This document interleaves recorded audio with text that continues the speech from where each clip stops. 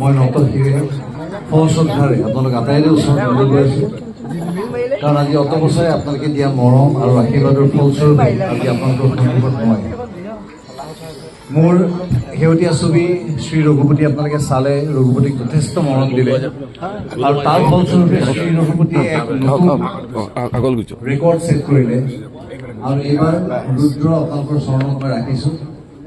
ৰুদ্ৰ আমাৰ এনেকুৱা ধৰণৰ এটা প্ৰচেষ্টা য'ত আমি অসমৰ পৰা বিনোদনধৰ্মী ছবি লৈ ভাৰতবৰ্ষত আটাইৰে লগত ডাঙৰ ডাঙৰ ছবি নিৰ্মাণৰ লগত ফেৰ মাৰিবলৈ চেষ্টা কৰিছোঁ। আমাৰ হাতত খৰচ খুব কম থাকে তুলনামূলকভাৱে। তেওঁলোকে ছবি কৰে 150 কোটি 200 কোটি 250 কোটি 300 কোটিৰ ওপৰত আৰু আমি 4, 5, 3, 2 গতিকে তাত এই প্ৰকাণ্ড যুদ্ধখনত যুঁজ দিবলৈ মোৰ সাহস কেৱল আপোনালোকৰ মৰম। শ্ৰী ৰঘুপতি কৰোঁতে না মই কোনোবা বেলেগ ধৰণৰ প্ৰমোশ্যন কৰিছোঁ। ছবি ৰিলিজ হোৱাৰ পাছত এইদৰে হললৈ আহিছোঁ আপোনালোকৰ সন্মুখত, আপোনালোকৰ ওচৰত মোক কৃতজ্ঞতা জ্ঞাপন কৰিবলৈ। আৰু আজি তাতকৈ একো বেলেগ নহয়, একো পৃথক নহয়। মই সদায় কওঁ যে অসমৰ ৰাইজে যাক মৰম কৰে এনেকৈ কৰে যে মোৰ পাব্লিচিটি মই কোনোদিন কৰা নাই, সদায় মোৰ ৰাইজে কৰিছে। শ্ৰী ৰঘুপতিৰ প্ৰমোশ্যনো ৰাইজে কৰিছে।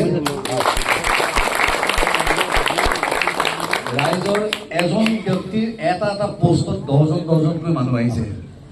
গতিকে আপোনালোকে ছ'চিয়েল মিডিয়াত যি ধৰণে আজিলৈকে মোৰ কথা লিখি আহিছে, মোক ভাল পায়, মোক মৰম কৰে, সেইধৰণে এইবাৰ ৰুদ্ৰ চাই আজি আপোনালোকে কি অনুভৱ কৰিলে ভাল এয়া সকলো লিখিব।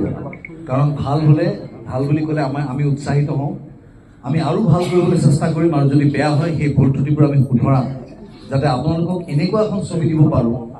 আজি অন্ততঃ মই আপোনালোকৰ ওচৰত বুকু ডাঠ কৰি থিয় হৈ ক'ব পাৰোঁ যে পৰিয়ালৰ আটাইতকৈ জ্যেষ্ঠজনৰ পৰা আৰম্ভ কৰি একেবাৰে কনিষ্ঠজনলৈকে এই ছবিখনত কোনো কুণ্ঠাবোধ নোহোৱাকৈ চাব পাৰে।